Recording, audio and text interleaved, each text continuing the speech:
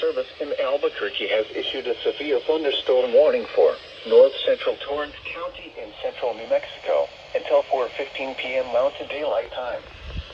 At 3:42 p.m. Mountain Daylight Time, a severe thunderstorm was located near Klein's Corners, or 15 miles east of Moriarty, moving south at 15 miles per hour. Hazard, ping-pong ball-size hail and 60 miles per hour wind gusts. Source, radar indicated. Impact, people and animals outdoors will be injured. Expect hail damage to roofs, siding, windows, and vehicles.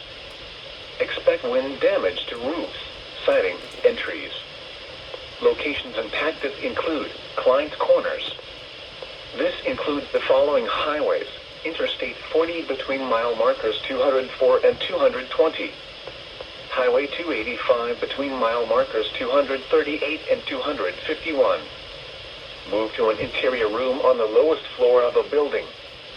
Repeating, a severe thunderstorm warning has been issued until 4:15 p.m. Mountain Daylight Time for the following county: Torrance, New Mexico.